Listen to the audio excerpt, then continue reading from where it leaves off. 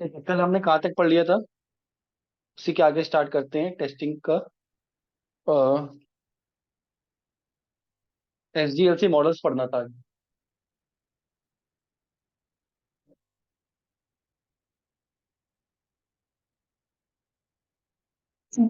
Different types of SDLC model. Clear? पहला है waterfall model. SDLC कल समझ में आ गया था क्या होता है। सॉफ्टवेयर डेवलपमेंट लाइफ साइकिल, ये सॉफ्टवेयर कैसे कैसे बिल्ड होता है। क्लियर? तो उसमें डिफरेंट डिफरेंट मॉडल्स यूज होते हैं। कैसे बिल्ड किया जाता है, अप्रोच है बेसिकली कैसे काम किया जाता है। ठीक है। पहला है waterfall model. Waterfall model SDLC का बेसिक मॉडल है। इसमें सबसे पहले रिक्वायरमेंट कलेक्ट की जाती है। ठीक है। उसके बाद फिजिबिलिटी की जाती है कि देखा जाता है रिक्वायरमेंट।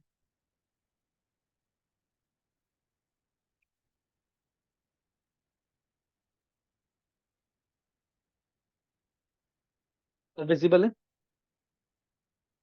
ठीक है। सबसे पहले मॉडल है waterfall model. Clear? Waterfall model क्या कहता है? बहुत सिंप्लीफाइड मॉडल है। ये कहता है कि पहले सबसे पहले रिक्वायरमेंट कलेक्ट कर लो। जितनी भी रिक्वायरमेंट है उसको कलेक्ट कर लो। फिर फिजिबिलिटी स्टडी, उस रिक्वायरमेंट को हम कैसे पूरा करेंगे, क्या वो रिक्वायरमेंट ठीक है नहीं है। डिजाइनिंग का ही प्री डिजाइनिंग का पार्ट होता है ये। कि हम जो बना रहे हैं सॉफ्टवेयर वो ठीक है, अप्रोच ठीक है, क्या ये बनाने लायक है। क्या जब सॉफ्टवेयर बनाते हैं ना तो उसमें टर्म्स एंड कंडीशन भी देखते हैं कि कुछ साइबर पॉलिसीज होती है क्या उसके अगेंस्ट तो नहीं है। क्लियर? वो सब देखा जाता है। फिर उसको डिजाइन किया जाता है। फिर कोडिंग की जाती है। फिर टेस्टिंग की जाती है, फिर इंस्टॉलेशन, फिर मेंटेनेंस। तो सिंप्लीफाइड मॉडल है, एक एक स्टेप करके चलता है। क्लियर? अब इन मॉडल में ना कुछ फायदे और नुकसान होते हैं। जैसे waterfall model, requirement should be clear. Waterfall model आप तब कर सकते हो जब पूरी रिक्वायरमेंट क्लियर है कि ऐसा ऐसा बनाना है। क्लियर? आपने उस तरह के प्रोडक्ट पहले बना चुके हैं, नई रिक्वायरमेंट आई है कि ऐसा बनाना है, फिर से बना सकते हो। कभी कभी ऐसा होता है कि सॉफ्टवेयर बनाने बैठे और पता ही नहीं है कि आगे क्या, जैसे कोई नया बना रहे हैं, जैसे यूपीआई पेमेंट पहली बार बनी होगी तो समझ में नहीं आता है कि क्या बनाना है, कस्टमर को क्या चाहिए। रिक्वायरमेंट क्लियर नहीं होती जब फर्स्ट टाइम इनोवेशन हो रही होती ना, तो उसे पता ही नहीं चलता, रिक्वायरमेंट बिल्कुल क्लियर ही नहीं होती आपको कि आप पहली बार बना रहे हो। फिर इस तरह के मॉडल वहां पे यूज नहीं होते। क्लियर? फायदा क्या है? It is suitable for smaller project where needs are well understood. यहाँ पे हमें पता है कि क्या चाहिए, वहां पे यूज होता है। This model is easy to understand as well as easy to use. ठीक है। It is it will allow us to arrange the task efficiently. Clear? अब इस मॉडल में प्रॉब्लम क्या है? There is no parallel delivery. का मतलब है कि अगर क्लाइंट ने कुछ बोला हमें करने को, जब तक पूरा प्रोडक्ट बन नहीं जाएगा तब तक हम क्लाइंट को दिखा नहीं पाएंगे। क्योंकि हम एक एक करके बना रहे हैं ना, कोडिंग सबसे पहले बाद में कर रहे हैं। क्लियर? तो हम क्लाइंट को दिखा नहीं पाएंगे कि क्या चीज बन रही है। तो ये इसका ड्रॉबैक है। The waterfall model does not provide the requirement changes and requirement review। क्या बन रहा है, क्या रिक्वायरमेंट थी, वो सब नहीं हो पाता है। तो बहुत रिजिड मॉडल है। अगर कभी changes are not allowded because one phase is dependent on the other stage. कुछ नई चेंजेस करने ना वो नहीं कर पाते क्योंकि रिक्वायरमेंट हो चुकी है पूरे पूरी। क्लियर? तो उसको हटाने के लिए स्पाइरल मॉडल आया था। स्पाइरल मॉडल क्या कहता है? फेज वन स्टार्ट करें। सबसे पहले बिजनेस नीड को समझते हैं कि क्या जरूरत है। उसके बाद आर्किटेक्ट डिवाइन करते हैं। आर्किटेक्ट डिजाइन करके एक मॉडल दिया और उसकी बिल्ड दे दी। मतलब जो भी रिक्वायरमेंट थी उसका पहला मॉड्यूल बना लिया, जो अंदर डिपेंडेंट था उसको चेक कराया क्लाइंट को कि भैया क्या है, चेंजेस बताओ इसमें। क्लियर? मॉड्यूल बाय मॉड्यूल हो रहा है ताकि क्लाइंट को दिख रहा है क्या बनेगा। क्या डिफरेंस समझ में आ रहा है?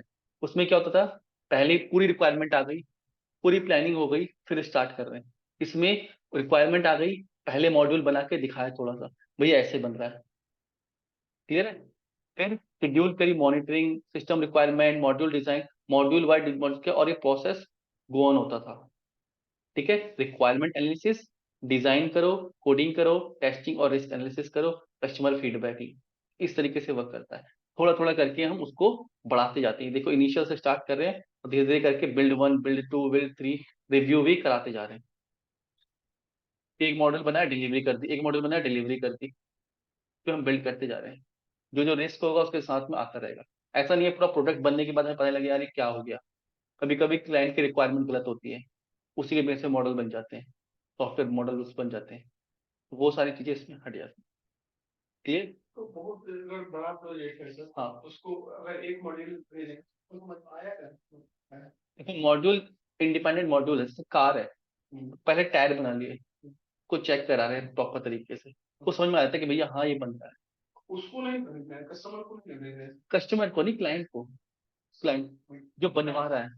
ऐसे आपका घर है, आपने आज आप घर बनाने की कोशिश करोगे 10 मंजिला, समझ, आपको पता ही नहीं होगा रिक्वायरमेंट क्या क्या दूं मैं। आप आर्किटेक्चर तो नहीं हो, ना ही टेक्निकल हो, ना सिविल इंजीनियर हो, सबको समझ में नहीं आएगा।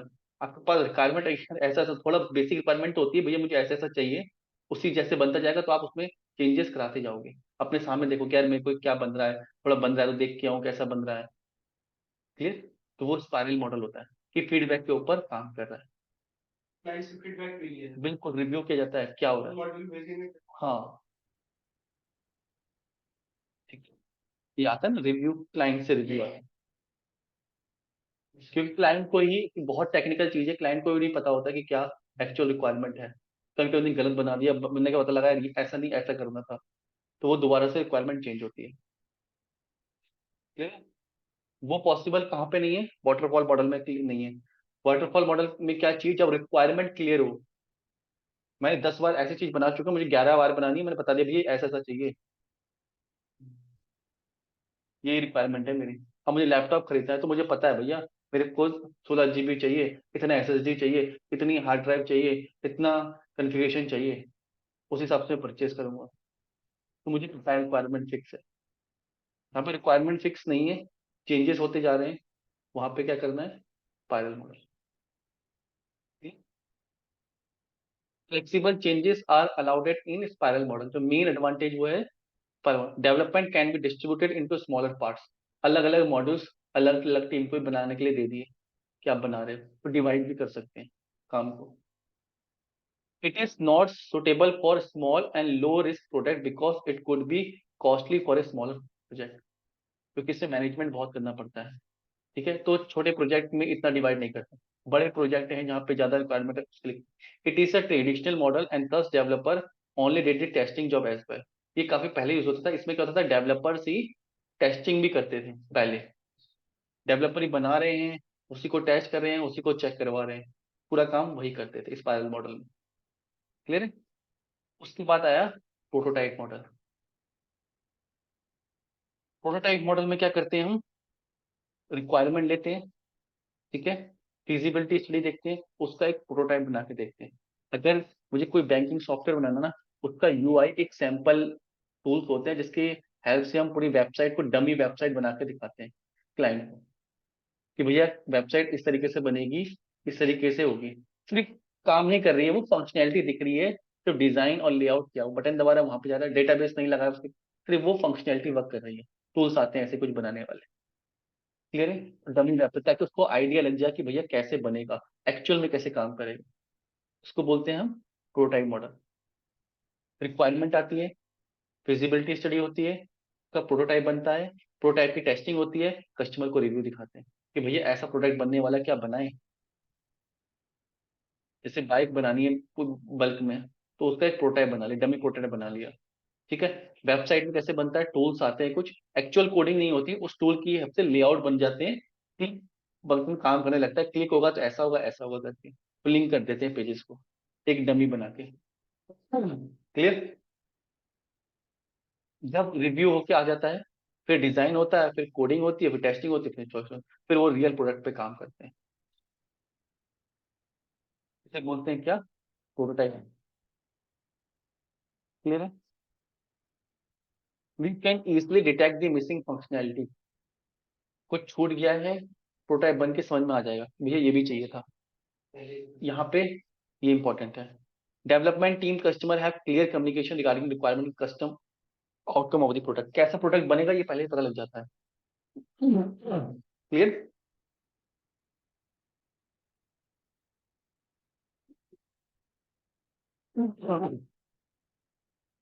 अब इसमें क्या है, it is a time consuming process because if customer changes the requirement, prototype में चेंज हो जाता है। आपने कुछ चेंजेस बताए, प्रोटोटाइप बना दिया, मैंने 2-3 महीने लगाए, प्रोटोटाइप बना दिया। अब आपने कहा यार ऐसा नहीं, ऐसा चाहिए था, तो फिर से पूरा प्रोटोटाइप बनता है। प्रोटोटाइप में गड़बड़ हो गया, प्रोटोटाइप फिर से बनेगा। काम शुरू हुआ नहीं है, अभी प्रोटोटाइप में ही चेंज हो रहे हैं। तो उसमें इजीली चेंज कर सकते हैं। इजी चेंज कर सकते हैं, लेकिन टाइम लग रहा है, टाइम वेस्ट हो रहा है। प्रोटोटाइप बन रहा है, फिर आ रहा है, फिर प्रोटोटाइप। और सॉफ्टवेयर में बहुत बड़ा सॉफ्टवेयर होता है, उसका डमी बनाना भी थोड़ा सा टफ टास्क होता है।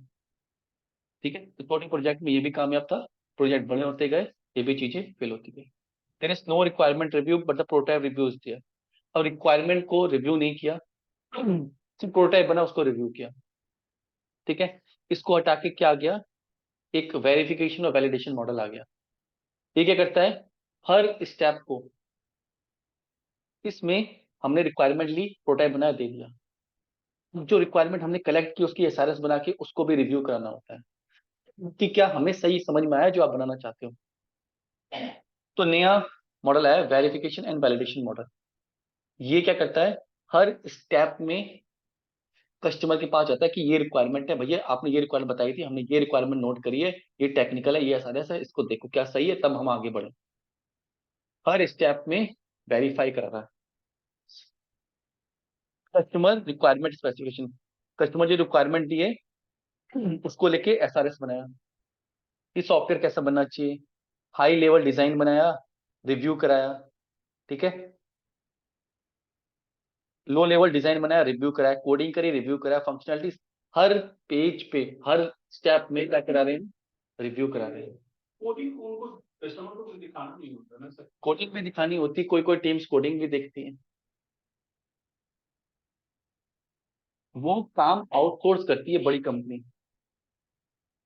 ठीक है, जो कंपनी है वो क्या करती है, उनके पास में सॉफ्टवेयर बना रहे हैं, उनके पास में टेक्निकल लोग हैं, लेकिन वो खुद का काम ना करके वो कंपनी क्या करती है, काम को आउटसोर्स करती है, दूसरी कंपनी को देती है, ताकि उनको कम पैसे में वो काम हो जाए।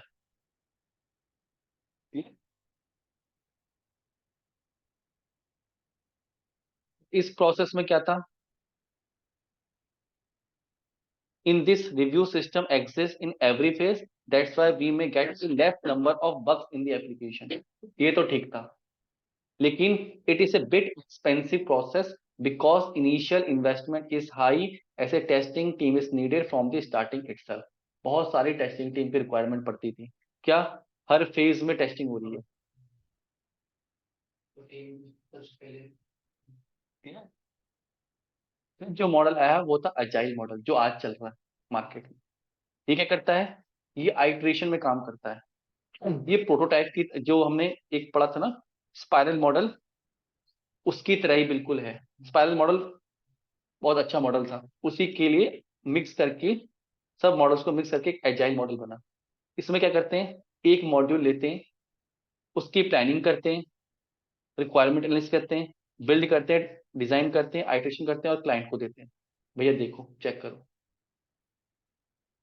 ये ऐसे चलता है, ऐसे कोई काम आया तो हमने स्प्रिंट में डिवाइड कर दिया। स्प्रिंट क्या होती है, 2 वीक्स की को मान के हम एक स्प्रिंट मानते हैं, तो 4-5 स्प्रिंट का काम आ गया 2-2.5 महीने कि हम उसको टीम बना के करवा रहे हैं, क्लाइंट से रिव्यू करवाओ।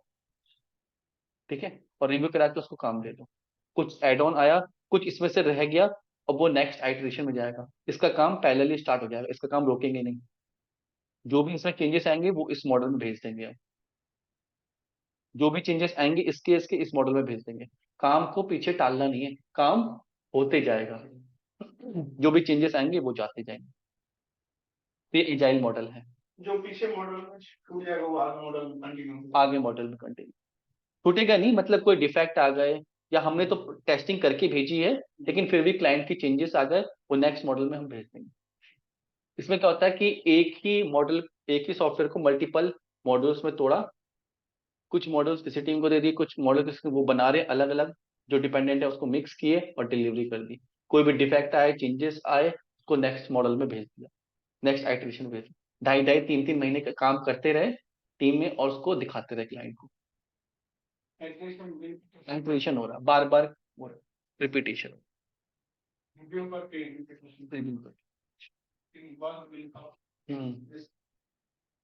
अब ये क्या बहुत रियलिस्टिक अप्रोच है कि ऐसा ही होना चाहिए। स्पाइरल में क्या होता था कि डेवलपर ही टेस्टिंग करते थे, यहाँ पूरी टेस्टिंग टीम ही अलग होती है। ठीक है, functionality can be develop rapidly and demonstrate, जो बन रहा है उसका डेमो भी दे सकते हैं। रिसोर्स रिक्वायरमेंट आर मिनिमम, एक ही टीम जो यहाँ पे काम कर रही थी वही यहाँ पे काम करती है, वही यहाँ पे काम करती है। तो ऐसा नहीं है कि एक प्रोडक्ट बनाने के लिए अगर बड़ा प्रोडक्ट है तो बड़ी टीम चाहिए, वही टीम बना बना के प्रोडक्ट के फीचर्स दे रही है। ठीक है, सुटेबल फॉर फिक्स और चेंजिंग रिक्वायरमेंट, कभी कभी रिक्वायरमेंट चेंज हो रही है तो हमें पता भी लग जाती है इसके बाद, क्योंकि हम एक साथ बल्क में नहीं बना रहे तो रिक्वायरमेंट चेंजेस भी आ जाती है। ये इसका एडवांटेज है कि एजाइल में, एजाइल का मतलब ये है कि फ्लेक्सिबिलिटी, तो मॉडल क्या करता है आपको फ्लेक्सिबिलिटी देता है कि कुछ चेंजेस है नेक्स्ट में भेज देना, उसमें कर देना, इसमें कर देना, उसको एडजस्ट कर लेते हैं। इसलिए मार्केट में आजकल एजाइल मॉडल सबसे ज्यादा फेमस है। ठीक है, ये कहाँ पे फेल होता है, not suitable for handling complex dependency, जब एक मॉडल दूसरे मॉडल से बहुत ज्यादा इंटरलिंक है ना, कि भैया दूसरा मॉडल स्टार्ट होगा ही नहीं जब तक पहला मॉडल नहीं बनेगा, वहां पे ये फेल होता है। तो वहां पे हमें दूसरी अप्रोच यूज करनी पड़ती है, वेरिफिकेशन कर, डिपेंड कर रहा है कि कौन कौन से काम हमें करने हैं, तब वो मॉडल हम स्टार्ट ही नहीं कर पा सकते। कुछ काम ऐसे होते हैं ना कि भैया पेमेंट गेटवे तो तभी बनेगा ना जब उसका ऐड टू कार्ट बन जाएगा, या कुछ ऐसी चीज है तभी के बाद प्रोसेस होनी है। क्लियर, तो उस तरह के मॉडल नहीं बनते। मोर रिस्क और सस्टेनेबिलिटी, मेंटेनेबिलिटी एंड एक्सटेंटिबिलिटी, इसका मतलब है कि मेंटेन करना इसको, क्योंकि मॉडल अलग अलग चल रहे हैं, अलग अलग टीम है, मेंटेन करना थोड़ा सा रिस्की टास्क है। इसके लिए स्क्रम मास्टर्स आते हैं, ठीक है, प्रोजेक्ट मैनेजमेंट आते हैं, वो सारे इसको हैंडल करते हैं। हाई इंडिविजुअल डिपेंडेंसी, अब इसके ऊपर क्या है कि हर बंदा जो काम कर रहा है ना उसके ऊपर डिपेंडेंसी ज्यादा है। कुछ छोटी टीम रहती है एजाइल्स की, वही बार बार काम कर रही है, तो हर एक बंदा बड़ा इंपॉर्टेंट होता है। Since there is a minimum documentation generated, बहुत ज्यादा डॉक्यूमेंटेशन का काम नहीं होता है, फटाफट कोड किया, फटाफट टेस्टिंग की और सर्व हो गया। पर 2-2.5 महीने का आइटरेशन होता है कि 2-2.5 महीने दे दिए, इतने मॉड्यूल आए, इसको कोडिंग करनी है, टेस्टिंग करनी है, देना है। ये ये है डिफरेंट मॉडल्स, इस तरीके से अलग अलग मॉडल्स। जरूरी नहीं है हर कम, मैक्सिमम मॉडल जो चल रहा है वो एजाइल मॉडल चल रहा है। ठीक है, अब जरूरी नहीं है कि हर जगह एजाइल चले, कहीं कहीं पे हमें जैसे फिक्स रिक्वायरमेंट है, हो सकता है कि वाटरफॉल मॉडल हो रहा हो यूज, स्पाइरल हो रहा हो, प्रोटाइप हो रहा हो, लेकिन मैक्सिमम मॉडल जो है क्योंकि कॉम्प्लेक्स आर्किटेक्चर है, ठीक है, डिपेंडेंसीज भी ज्यादा है और टीम कम है, जब एजाइल मॉडल इसमें काम, मैक्सिमम मार्केट में आजकल एजाइल मॉडल चल रहा है। सर जेल मॉडल में तो टाइम भी ज्यादा लगता होगा। टाइम ज्यादा नहीं लगता है, टाइम किस सेंस, प्रोजेक्ट अगर बड़ा है तब टाइम लगता है। नहीं सर, वो बार बार प्लानिंग प्लानिंग प्लानिंग क्या है। नहीं, प्लानिंग एक एक मॉडल क्या है, पूरी प्लानिंग नहीं कर रहे हैं, जो मॉडल डिलीवर करना है सिर्फ उसकी प्लानिंग। जैसे हमें पूरी बिल्डिंग का बनाना है, तो एक रूम बनाना है, तो एक ही रूम की प्लानिंग करेंगे कि ये कैसे बनेगा, एक बनाओ दो, ताकि एक में क्लास स्टार्ट हो जाए, हम दूसरा बनाना स्टार्ट करें। आज फॉर एग्जाम्पल यहाँ पे रिनोवेशन होना है, तो सबको एक साथ नहीं इकट्ठा करके भला पूरा बंद कर दो, नहीं, सारी क्लासेस चलने दो, एक एक करके हम करेंगे, पहले इसको करते हैं, फिर ये हो जाएगी, फिर दूसरी करेंगे, फिर तीसरी, फिर चौथी। तो उसे बोलते हैं आइटरेशन, कि वही टीम है, 4 लोग 3 लोग आए हैं, वो कर रहे हैं, पहले इधर कर रहे हैं, उधर उधर कर रहे हैं, कुछ रह गया तो कल आके फिर से कर देंगे। फ्लेक्सिबिलिटी देता है ये आपको काम करने की। ठीक है, बहुत रिजिड मॉडल नहीं है। और मॉडल क्या है, एक स्टेप खत्म करो फिर दूसरे पे जाओ, वो रिजिड है। इसमें डिपेंड। इसकी मॉडल की डिपेंडेंसी तब है जब सॉफ्टवेयर की डिपेंडेंसी है। अगर मॉड्यूल ऐसे ही बने हुए हैं, भैया ये मॉडल तभी स्टार्ट हो सकता है जब वो कंप्लीट हो जाए, ठीक है, तब डिपेंडेंसी आती है। जैसे फर्स्ट मॉडल बनेगा बाकी सेकंड मॉडल बनेगा। ऐसा अगर सॉफ्टवेयर सॉफ्टवेयर में रिक्वायरमेंट है ऐसी, तो हम पहले जब प्लानिंग करते हैं तो वो मॉडल उठाते हैं जिनको डिपेंडेंसी वाले मॉडल्स हैं, कि भैया पहले इसको हटाओ, पहले इनको खत्म करो, ताकि दूसरे प्रोजेक्ट इंडिविजुअली स्टार्ट हो जाए।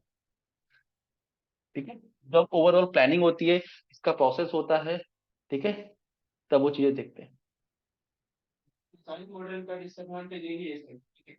हाँ, कॉम्प्लेक्स है थोड़ा सा आर्किटेक्चर इसका, तो मल्टीपल टीम, अगर ऐसा नहीं होता कि अगर 4-5 टीमें हैं, एक मॉडल कर रही है, दूसरा उसमें कर रही है, तो उसमें थोड़ा सा ये रहता है, डिपेंडेंसी रहती है, सबको अपना टाइम खत्म करना है, तो ये वो दूसरा चीजें स्टार्ट होंगी। सॉफ्टवेयर कहीं ना कहीं तो इंटरलिंक्ड है ही, बहुत ज़्यादा डिपेंडेंसी नहीं होनी चाहिए कि उसने काम खत्म किया तभी स्टार्ट हो। पैरेलली स्टार्ट कर सकते हैं, कभी वो आएगा फिर हम उसको मिला के टेस्ट कर लेंगे। ये समझ में आ रहा है मॉडल्स? इसमें किसी को डाउट है? वी मॉडल वी मॉडल में क्या होता है, वेरिफिकेशन और वैलिडेशन होता है हर फेज में। जैसे मैंने रिक्वायरमेंट ली, कस्टमर ने रिक्वायरमेंट दी, हमने उसके डॉक्यूमेंटेशन बनाया और उसको रिव्यू कराया कि भैया ये सही है नहीं है, फिर उसका एसआरएस बनाया, उसका रिव्यू करवाया, हर चीज को कराया, उसका रिव्यू कराया, एक हाई लेवल डिजाइन बनाया, ओवरऑल कैसा दिखे उसका रिव्यू कराया। तो उसमें टेस्टिंग का पार्ट बहुत ज्यादा आ जाता है, बहुत ज्यादा टीम चाहिए। ठीक है, पूरी पूरी रिक्वायरमेंट ला रहे हैं, उसको रिव्यू करवा रहे हैं पीडीएफ साथ। हाँ, छोटे छोटे करके करो, मॉडल बाइज मॉडल करो, ताकि समझ में भी आए, कुछ गड़बड़ हो जाए तो पता लगे, उसी में ना घूमते रह जाए। ठीक है? इसमें आज इतना ही करेंगे।